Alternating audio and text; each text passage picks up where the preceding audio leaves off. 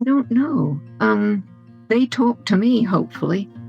This will happen. I walk a lot because walking keeps the brain moving, I think, keeps the blood moving to the brain. And I always carry a notebook, and sometimes a line of dialogue will just, oh, that's what he's going to say next. Oh, I didn't know that. Or at 2 a.m. I'll wake up and a scene will be right there that I was sweating over. I couldn't get it the day before. And there it'll be, and I'll madly write it down. And hopefully in the morning I can read my handwriting. And hopefully it's as brilliant as I thought it was, which it isn't. I don't know about if I talk to them. I mean, obviously something. What is the imagination? I don't analyze that too much. I never analyze where the light bulb idea comes from because I'm scared it'll stop. Yeah, there's my light bulb. Let's go, but let's not analyze where it came from. Somewhere, if you believe in the unconscious, I don't know, or the conscious mind, whatever. Everybody, welcome back to Living the Next Chapter, the author podcast, where you get to meet great authors from around the world. I love when I get to have an author on the show from my fair country, where we can focus on some great Canadian voices as authors and storytellers. And I'm excited to have Jill here on the podcast. We're going to chat about her journey and learn a little bit more about her books. And as an author listening, you're going to learn from a fellow author and get some inspiration to write your own story. I'm sure Jill's got some great suggestions for you on your journey of becoming an author as well. Jill, welcome to Living the Next Chapter. So glad to have you here on the podcast. Thank you, Dave. Excellent. Jill, tell everybody where you are. Where do you live? I live in Bedford, Nova Scotia, just outside Halifax. And if I walk to the grocery store, I can see the sea. Makes me happy. I got to go to Nova Scotia for a week when I was working at Sobeys, the grocery chain. And they sent me out there for a week to do some training and things. And in the evenings, I had a rental car and I just went for a drive. And it was great. Yeah. I drove all over, and from a guy from Ontario to go put his feet in the ocean. It was like the coolest thing ever. So I love where you live. Yeah. It's just a gorgeous place. Well, we're never further than 40 miles from the sea. Anywhere you live in Nova Scotia or Cape Breton. It's beautiful. Pretty nice people there too. So there you go. And you're one of them, Jill. It's so great to have you on the show. There you go. For our authors that are listening, Jill, what I like to do at the beginning of our conversation is talk to the authors that are listening. The people that are here listening as authors, some of them are just starting out. They're like baby new authors and writers. They're just learning. They'd love to get some wisdom from you. You've done this, and they're just starting. So there's got to be something or some encouragement we can share with them to help them on their journey. What would be helpful for you to hear when you first started writing from an author? What kind of words of wisdom can you share? Well, I have quite a lot of advice because I've been writing for quite a while. I would say start off, read everything and anything, and find out where your interests lie.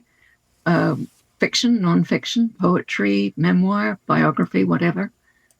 And read focus on those probably. You'll know from the excitement, I think, where you're supposed to be.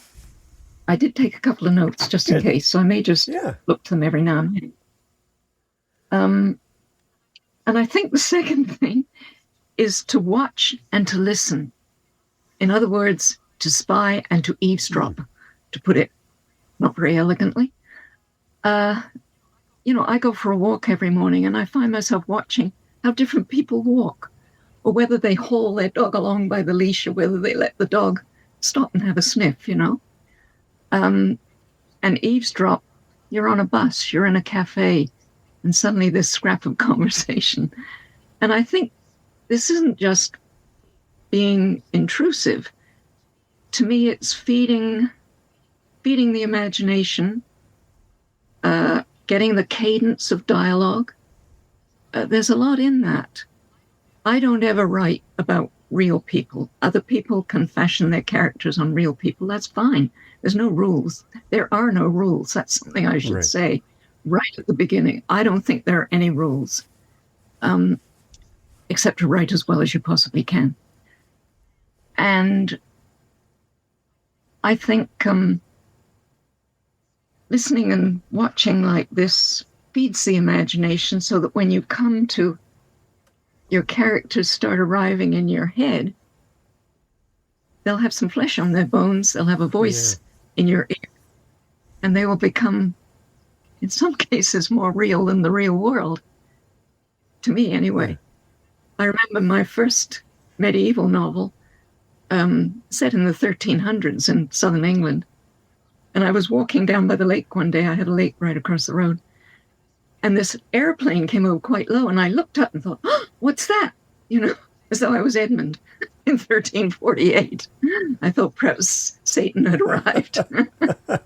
Ooh. And another time, I was doing a thesis many, many years ago on the book of Job. And I had 6 months to do it. So I was very involved in this. And I drove in one day to a parking lot in Halifax. And there was a sign in the window. And I looked at this sign and I thought, that's a really weird sign. Job sharing? Job sharing.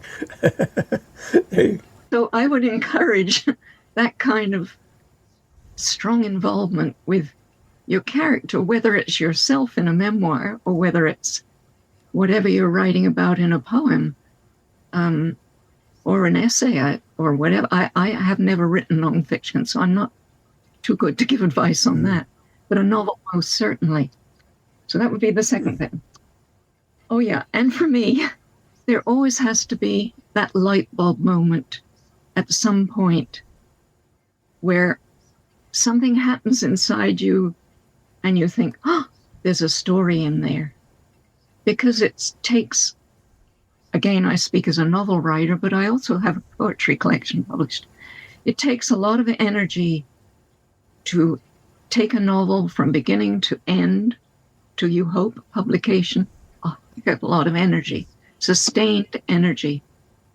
And for me, the light bulb has to be there in order to sustain that energy. So shall I keep going? This is great. I'm loving all of this. Absolutely. So come on. Okay. You will probably fairly soon know whether you're what I call an outliner or what they call a pantser. Yes. Now, an outliner will have, this is going to happen, this is going to happen, this, all the way to the end. A pantser will start on page 1, not have a clue what's going to happen on page 2, and keep going and discover it as they go. And again, I think each writer has to find his or her own style. No rules, no right, no wrong. I think I hover in the middle. Okay. Because when I begin a novel, I have a general idea of the arc of the story, a general idea, but I don't know what's going to happen necessarily on page 2. But I do have a general idea of where I'm going, as opposed to the pantser who I don't think he knows. And I admire that hugely. I cannot do it. I admire it. Okay. Very good advice. Put your seat in the seat of the chair and keep it there. I think if you take talent and you take inspiration, they're wonderful. But I often think perseverance, persistence is what is going to carry you through. And that's just as true of a poem as it is of a novel, or I'm sure of a memoir or of a biography or whatever. Perseverance, sheer cussedness some days. There'll be days when you sit down and the writing will go well. And there are days when you'll sit down and it will not go well. And there'll be days when the words just tumble out, and my fingers can't keep, or your fingers, I hope, cannot keep track of the keys. And there are days when the words just behave like sulky 3-year-olds and you want to toss the whole thing. I love how you say that. But you just have to keep going. You just have to keep going. Yeah. I do believe that most strongly. That's very visual, Jill. I like the sulky 3-year-old. I think that's... I had a couple of them. I can see it in my mind. I like that. You got more. Come on. Let's share some more. More. Well, okay. When I'm writing, I don't really set a word limit per page. A word limit per day. But I usually work for 4 hours, maybe. Wow. Pretty steady. I'm a morning person, first thing in the morning. Some people start writing at 9 at night. No rules. Yeah. Again, whatever suits you. And people have jobs, they have to go to, and so on. I'm lucky. I'm retired, so I can do it when I want.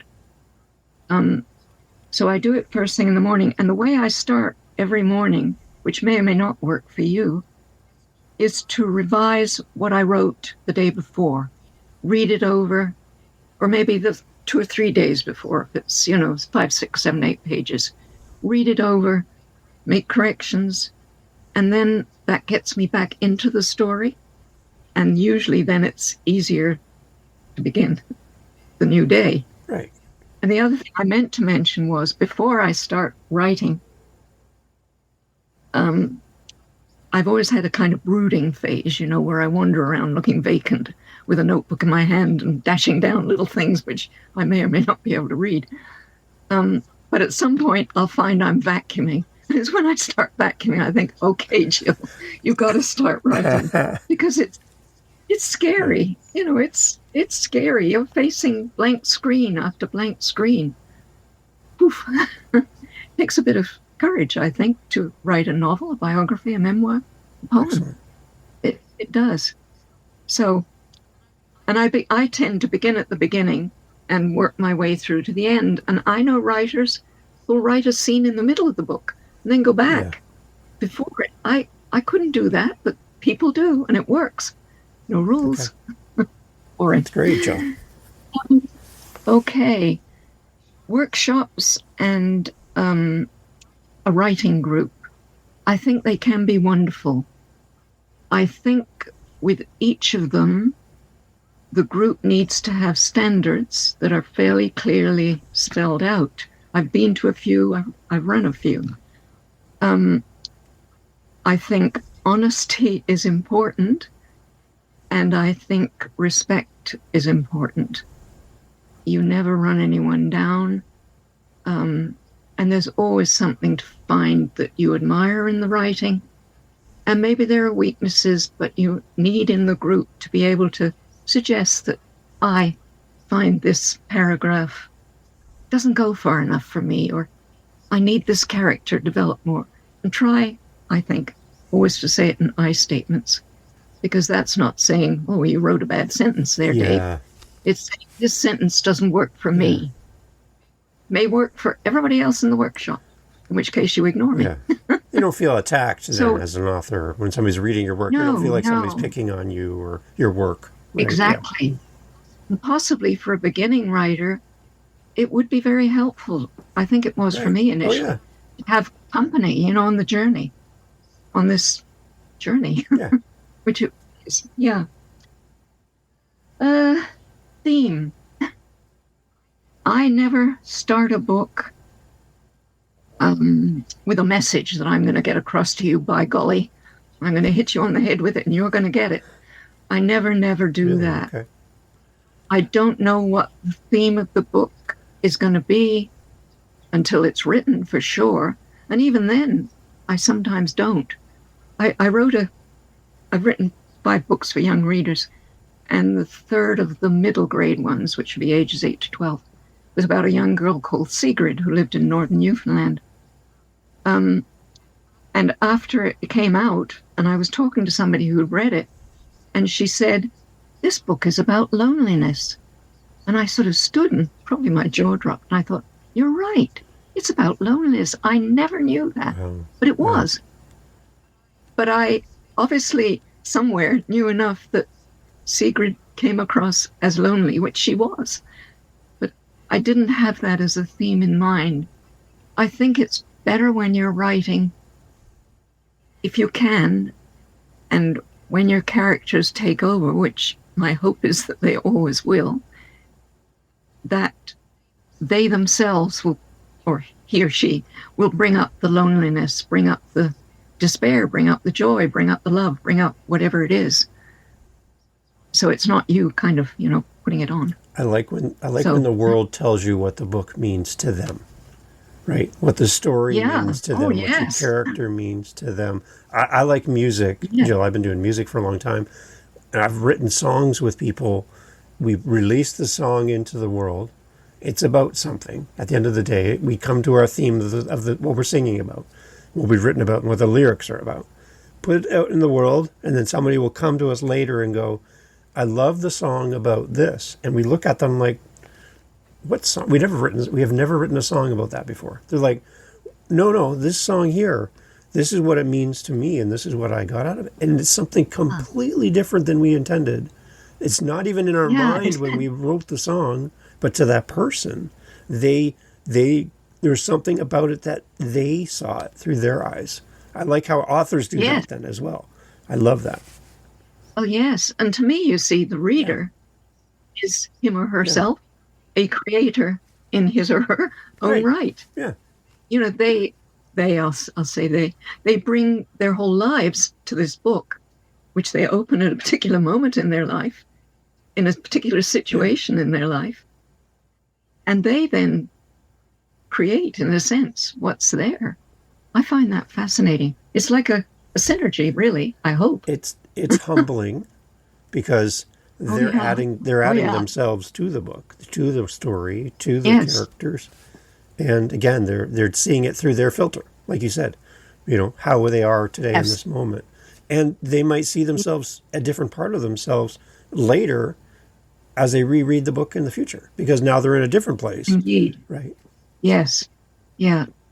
Yeah, I agree with that. I love that relationship between authors and readers. I think I'm glad you brought that up. Me Phil. That's too. really good. And how we need readers. Yes. I mean, all writers need readers. Oh, please, read. It's great. I love the books in your background. I think they're books for us. Some of them are all from my past guests and things. Yeah. So, yeah. You must have more. I see you looking to your side, like you have a little notes. Do you have some more for us, Jill? I love what you're doing here, by the way. Well, okay, point of view. That's always a tricky one. From whose point of view are you going to tell this story? And this, I would assume this works more for novel. Because for memoir and biography, I guess your biography, you take the point of view of the person, I suppose. Anyway, from novel, first point of view, I did this, I did that.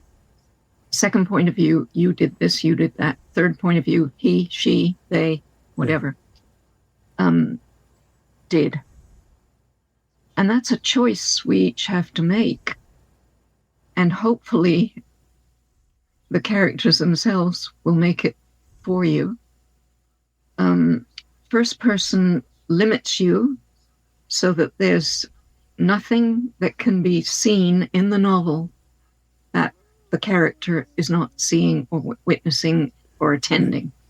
So that's a limiting factor. You can't suddenly talk about Tom over there in the field and what Tom's thinking because I, standing on the other end of the field, don't know. Right. Yeah. Second point of view, I've never written. I've read, and of course I can't remember the titles, a couple of books like that. I think they're brilliant, but I'm not pulled to write a U book. Mm-hmm. I've written from both the male and the female point of view, possibly tending a little more towards the male, because quite often boys and men are mysteries to me, even though I have a son and a grandson. Yeah. But it is a choice you will need to make. And I know I've started sometimes a book in the first person, and 20 pages in, I've thought, no, and gone back and changed it to whatever. And another quick word of advice, the beginning may not be the beginning, but you have to begin. Again, it's that blank screen thing. And before I start writing a novel, I will have the first sentence in mind. It's the only way I can do it, having vacuumed the living room. I have to have that first sentence and then just pray, hope, whatever, that the second and the third and the fourth will somehow follow. And it may be that will not be the ending at all. When I sent Edmund the Arrows of Mercy, my first medieval novel, when I sent that off to the editor in London in the UK, and he wrote back and said, Jill, the book begins first page, chapter 3. And I thought, no, I really love chapters 1 and 2. 1 and 2. You can't do that to me. And then, of course, I went away and I read it and I thought, yeah, he's right. So chapters 1 and 2 finished.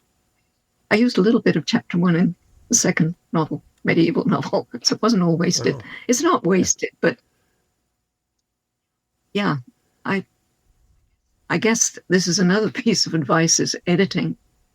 If you can, and I know that, for some people this isn't possible, but if you can find an editor with good credentials who's not going to break the bank, somebody who will read it from a distance, who's disinterested, objective, I think that's the best thing you can do for yourself.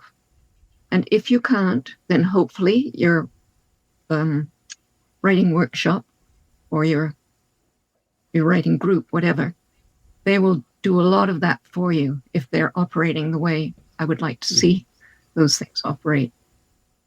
But to me, I am always intent on sending the novel when I've revised it till I'm sick to death of it. I couldn't see a hole in it if I fell into it. I send it off to this Michael in England, and he sends me back a report, usually in 3 weeks. And there's a lot of stuff in there that I certainly missed. Yeah. And I trust him now, and I almost always put most of his suggestions in. There'll be a few that I'll think, no, I don't think so, Michael. But generally speaking, an outside voice looking at your book is a big favor you can do for yourself if that's possible. Yeah. Yeah. Yeah. I had an author on, and they were talking about the editing process, and what we're talking about today. And one of the things they said is sometimes the things that I remove from my book, those words weren't really meant for my reader. They were meant for me as the author. Those words are just for me. Right. So I think I'm starting here.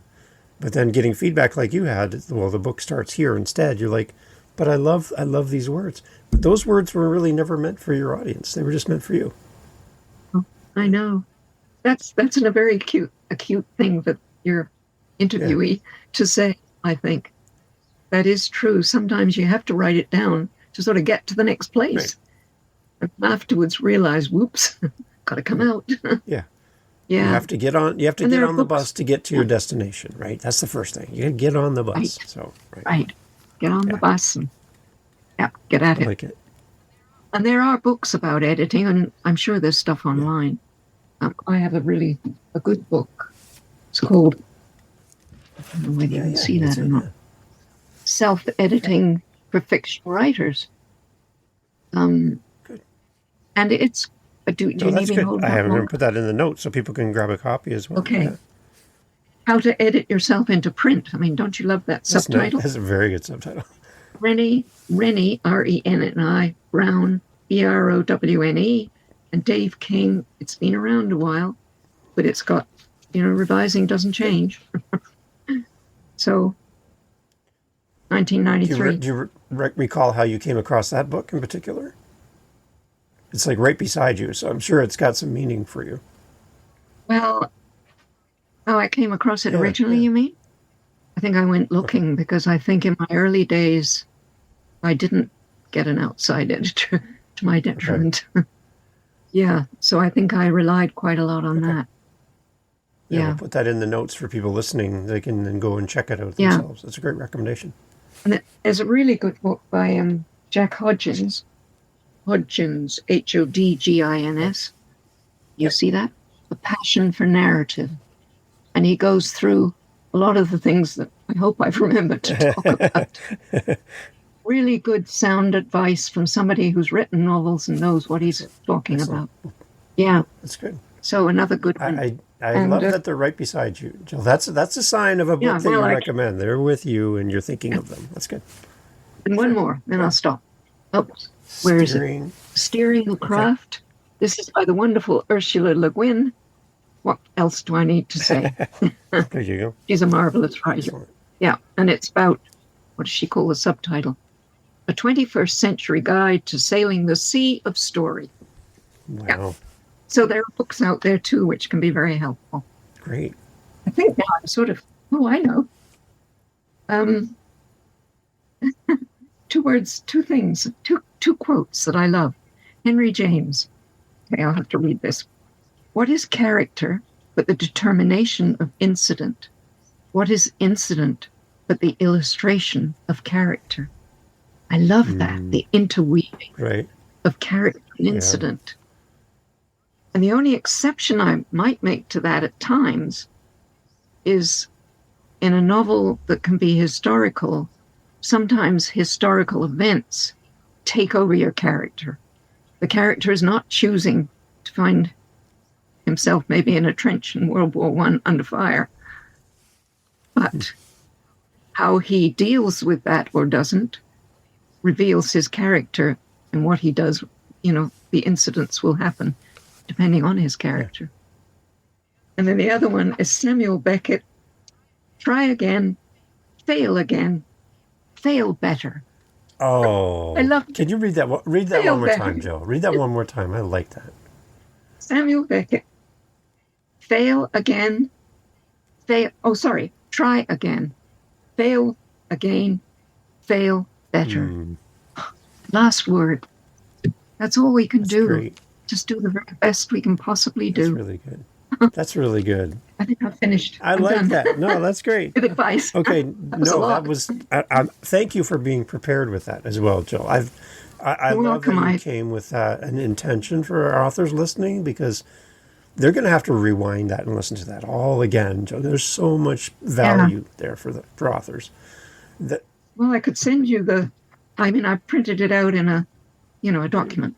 I could email it to you if you want. I'll put it in the notes for people so they can follow along. Okay. That's very kind of you. All right. Very kind. Okay. I'm happy to do that. Let's talk about your writings and what you're working on. You've wrote a whole series, right, for like young adults. Is that correct? And it's like multiple books. Was it 5 altogether that you wrote? I wrote 3 from middle grade. It was my grandson. Oh, yes. Let's talk about this. Yeah. Quickly, the story about my grandson. I had a poetry collection published when I was out in Winnipeg. And when I came back to Halifax, which is, near where I live, I had a launch at the Writers' Federation of Nova Scotia. And my 8-year-old grandson was there in his white shirt and his khaki pants, And about a month later, he said to me, Nan, I want you to write me a book. It's got to have hockey in it and skidoos. And of course, I adore this kid. So I said immediately, oh, yeah, I'll do that. And then, of course, I went away and thought, what have I done? I made a promise. I can't break this promise to this kid. But yeah. So I started writing a book about a young guy. My grandson was born in Newfoundland, and they lived in Newfoundland for 17 years. So I set the book in Newfoundland, in northern Newfoundland, and it was about a young boy, 12 years old, Travis Keating, who moved with his father to northern Newfoundland, didn't want to go there. His mother had died. And he was a great hockey player, but the Zamboni was broken. So he couldn't play hockey, and there was a bully. And eventually his father buys a skidoo. So I got the skidoos in, and I got the hockey in. And I did discover that's the blue line, right? Research, it's called. I should have added research, of course, to the advice for the writers. You need to do a certain amount of research. And I remember my son taking me to a very big field in St. Anthony, Newfoundland, up at the northern tip, which is where they were living at the time. Great deal of snow. And very gingerly letting me drive his precious skidoo where there weren't any trees. Anyway, I wrote the book. I called it Making Waves. I thought it was brilliant. I sent it out, and it got 3 rejections in a row. So I gave it to a friend of mine who is an artist and also the person who organized Word on the Street for Halifax initially. And she said, as an artist, okay, your book goes like this. Point to point to point. Okay. You make a little difficulty, you fix it. You make a little difficulty, you fix it. On and on. Boring. Your book needs to go. Wow. Done. Build to the denouement, whatever it is. Yeah. Interesting. What good advice. Okay. So I rewrote the book almost entirely. I went to a workshop at Humber College in Ontario on writing for kids.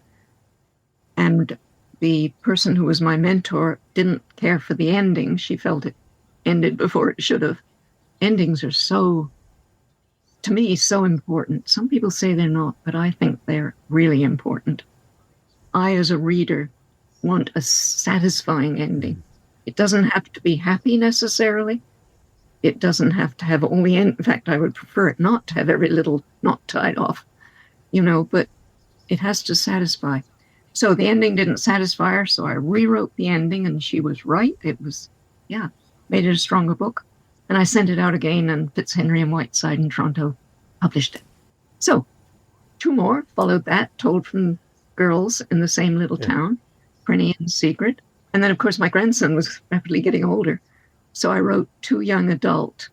The first one, called Home Truths, it was told from the point of view of a bully. And I did that. He was 14 or 15. I think he was 14 going on 15. Rick McAvoy.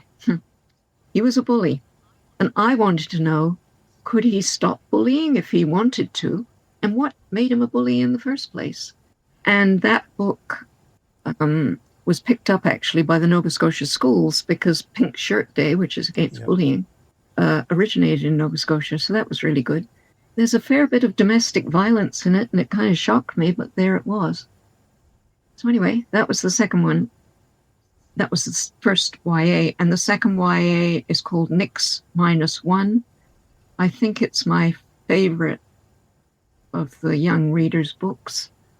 It's written in free verse. Nix -1. I mean, the title sort of tells you that there's going to be some kind of a loss in this book. And I think I started writing it in prose, and it just wasn't working. He's a very laconic 15-year-old. He's a woodworker. He buries himself in the workshop and makes things. Doesn't get along terribly well at school. And free verse was all that worked. And I sent it out to another Toronto publisher and got the word back, well, change it into short prose sentences and we'll take it. And I couldn't. I mean, I literally could not. And this was a really good publisher, but I couldn't. It wouldn't have been Nix, so I didn't. So, Nix -1, free verse. A really good book for readers, reluctant readers, because it's only got something like 30,000 words in it. Because, of course, there's a lot of blank space on the page. Yeah, I have a soft spot for that book. I can tell when you're talking. I can tell. Yeah, I do. Yeah. Probably the most autobiographical. I don't know. Let's jump back to the book about bullying for a second. You mentioned earlier when we were chatting that you don't write to a theme, like at the beginning. Did you kind of write? Was there a theme in there, like, or when did you discover the theme then for that book? Well, obviously it was going to be about bullying because I'm writing from the point of view, I hope, from the inside of a young boy, adolescent, who is a bully. But I had real questions that I didn't know the answers. I mean, did he want to stop? Maybe he was perfectly happy, being mean to kids smaller than himself and throwing rocks at dogs, etc. I didn't know. And I didn't know when I started what made him into a bully. And I don't want to give a spoiler, but eventually he discovers that changing isn't as easy as one might think. Changing our behavior, is not an easy thing to do, particularly when you're labeled in a school in a very small community on the eastern shore of Nova Scotia, as it happened. You're labeled, and to try and get rid of that label isn't easy. Yeah, I think bullying must be a theme of mine because there was a bully in Travis, same one in the second book, kid's book, and then Sigrid was herself a member of a gang of 3 girls, I think, called Shrikes. They were mean, and the cover on the cover has an image of shrikes, which are those birds that they usually kill a bird and then they stick it on a thorn and leave it there until they come to eat it. Wow. So these girls were called the Shrikes. Wow. So I think bullying is something that obviously bothers me, Yeah. and I needed to write about it and see what could be done. I don't know. The things that come up during vacuuming, right? Maybe I'm contradicting myself. Interesting. Yeah. When you're creating a character that you're curious about, so you're talking about the bully, and you're just curious about why they're a bully, what kind of conversations do you have with your character while you're writing? Do you sit back, put the pen down, stop typing for a second, and do you start talking to your character, like having questions for them to answer? Is that there's like a dialogue happening with you and your character? I don't know. They talk to me, hopefully. Yeah. This will happen. I walk a lot because walking keeps the brain moving, I think, keeps the blood moving to the brain. And I always carry a notebook, and sometimes a line of dialogue will just, oh, that's what he's going to say next. Oh, I didn't know that. Or at 2 a.m. I'll wake up and a scene will be right there that I was sweating over. I couldn't get it the day before. And there it'll be, and I'll madly write it down. And hopefully in the morning I can read my handwriting. And hopefully it's as brilliant as I thought it was, which it isn't. Interesting. I don't know about if I talk to them. I mean, obviously something. What is the imagination? Yeah. I don't analyze that too much. I never analyze where the light bulb idea comes from, because I'm scared it'll stop. Oh, I like that. You put it in a box, and now it's in a box, right? Oh, yeah. There's my light bulb. Let's go. But let's not analyze where it came from. Somewhere, if you believe in the unconscious, I don't know. Okay. Or the conscious mind, whatever. That's an interesting perspective. I like that. There was a result by writing these younger books for a younger audience. Yes. Something happened for you as far as like going to schools and things. Is that also part of the story? Oh yeah. I hadn't been to school for very many years. Believe me, I was petrified the first day, facing a whole room full of grade 4 students. But I had some wonderful times. Wonderful. I had a couple of times, sure, where it didn't go well, but I think I had enough good experiences that I could ride through that. So I went into schools from Vancouver Island to St. John's, Newfoundland, every province except Quebec, because I don't speak French,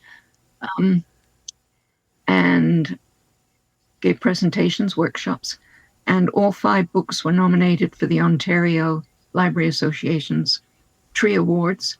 So I got to go to Harbourfront, for each book, where you stand up, 10 authors lined up, and the kids have all read your book, and they've all voted on it. The kids vote for the one that wins. I love that. I love it. And there's yelling and there's screaming, and and then afterwards you get to sign your book, and you get to talk to kids who've read it. Yeah. Kids who got the book or kids who didn't get the book. And I always remember there was one little boy said to me, I think it was about Travis Keating. He said, well, it was kind of boring at the beginning, but it got better. That was what he felt. And I thought, that's fair. Yeah. So I'm glad he persevered. And all that at the request of your grandson. Had he not requested that book, it changed my life. Right? It changed my life. You went all across Canada, everything. Because of... I would never have written for kids. Wouldn't have occurred to me. Wow. So listen to your grandkids. There's another piece of free advice. Right. But when at the end of those books, I felt a bit as though I was getting in a literary rut because, bullying was predominant. 4 of them are set in Newfoundland. They're all contemporary. And I sort of thought I'd done whatever it was I needed to do, not knowing quite what that was. So there was a hiatus, which was a bit scary, where I didn't know what I was going to write next. And then somehow out of that, I've had a long time fascination with the medieval period. I'm not quite sure why. There's just something about it that grabs me. And I've been lucky enough to go to Chartres and Notre Dame and Cluny and New York. What is it? The Cloisters, isn't it? New York City. And because I was born in England, I've been in any number of old Saxon or early Norman churches, with the 1.5 foot thick stone walls and the narrow little windows. you can sit and just feel the presence of generations of people Yeah. who've come there to worship, to bring their problems, whatever. So I started researching. Are we running out of time? No, Are we're we good. okay? We're fine. Okay. I started researching.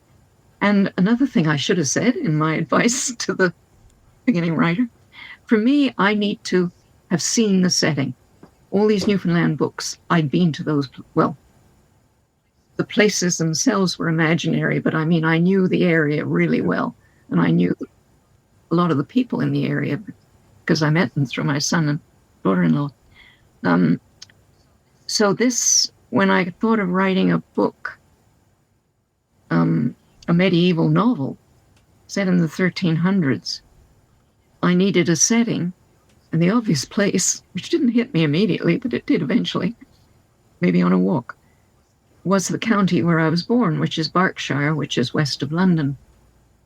So I said to my son, asked him if he would drive me around the back roads, because I was terrified of driving on the wrong side of the road. I figured it would be good for the local population at all. And he agreed, a little to my surprise. I hadn't expected that. So we went to London. He's a long-distance bicyclist. And when we got to London, he discovered that the ending of the British equivalent of the Tour de France was going to be right by Westminster Bridge, and he was going to get to see it. Mommy said they'll go past 7 times. And I'm thinking, oh, really? So he did his thing in London. I did mine. Museums and, museums and, British Library. And then we took off and drove the back lanes of Berkshire in the southwest corner. And I found the setting on the Kennet River, which is a real river. And I took myriads of photos. Colin read quite a few books while he was waiting. And that was the setting, and that was the beginning. Then I knew where my character was going to live. And I came home and started reading, and I read for pretty well a year.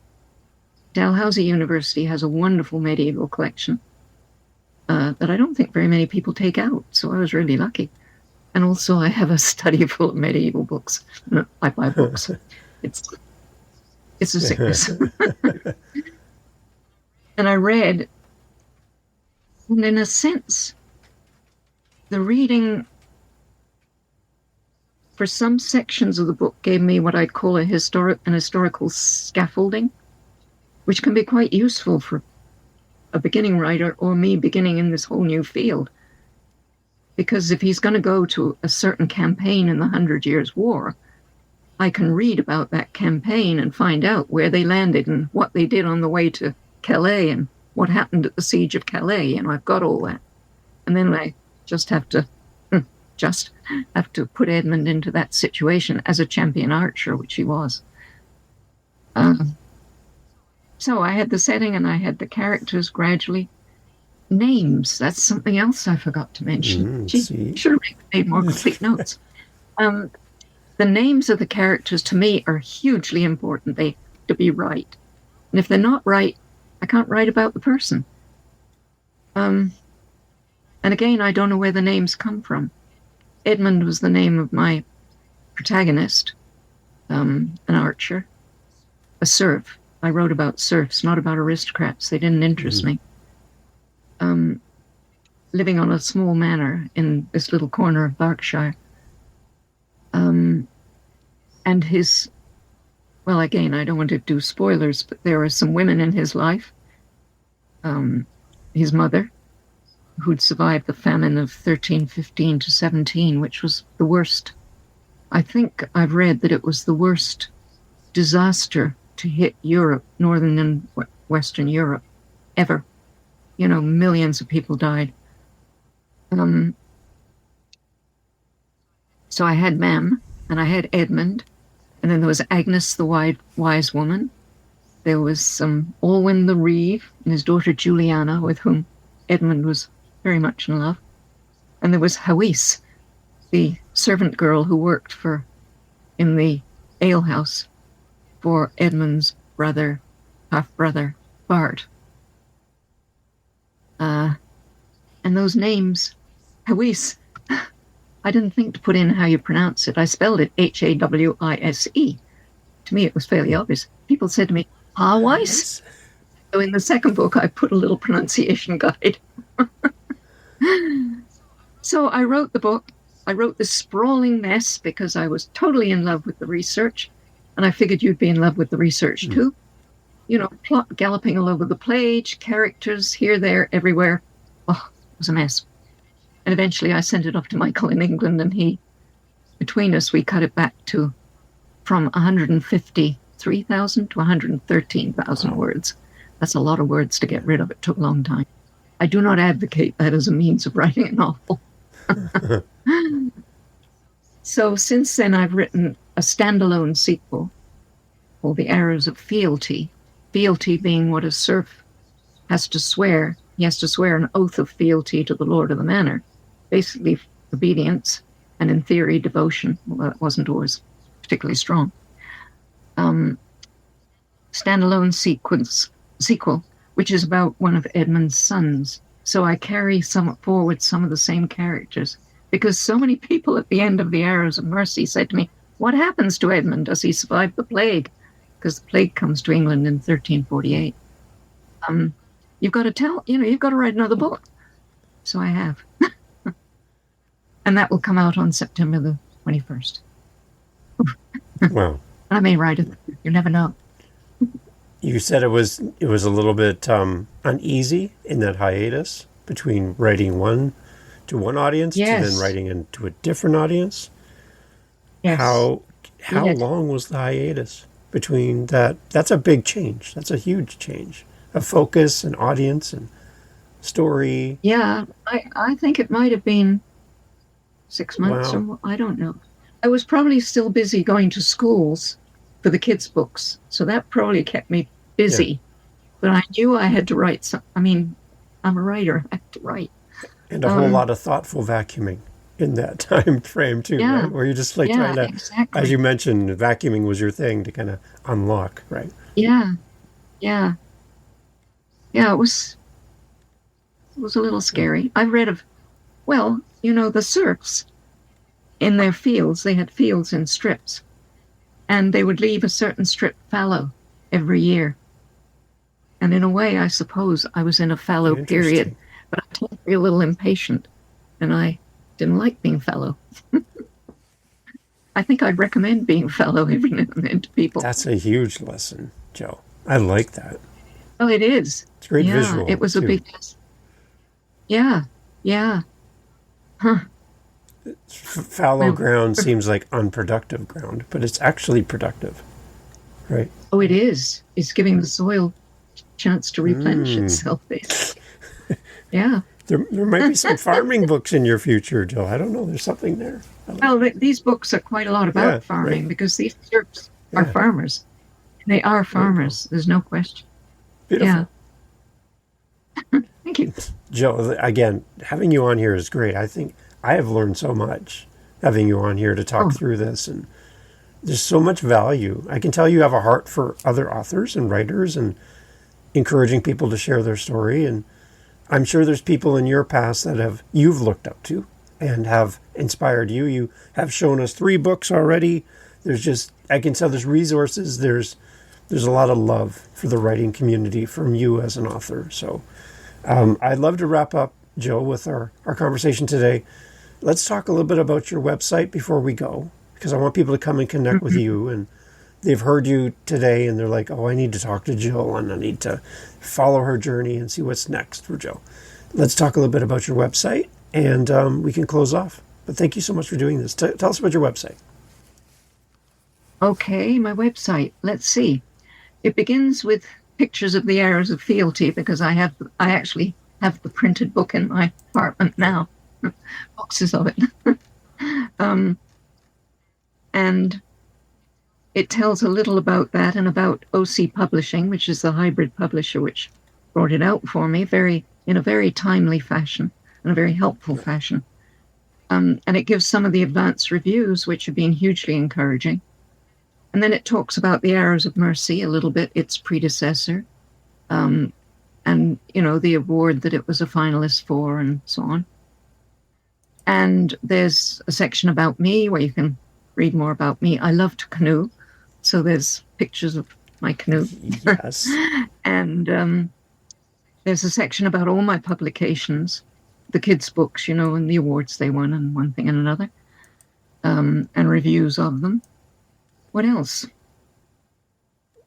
And I think there's a page where I think you can contact, you can type in an email and it will come to my email and I can then answer it. It's good. Yeah. And I see a tab that says book talk on your website. Oh, yeah, the blog. Yeah. I don't do that anymore, Dave. I did it for quite a while. Maybe that was part of the hiatus. Okay. Could be. There you go. It was reading other people's books and trying to decide what I felt about them. And that kind of hopefully moved me along. Yeah. One thing that caught my eye on your website, it's a beautiful website, Joe, but there's the picture of your canoe at the dock. And I want to go to that location. I've been looking at it many, many times. It's just a beautiful picture. It looks like a very serene place. Can you just tell us, where is that spot, Joe? It's called Milford House.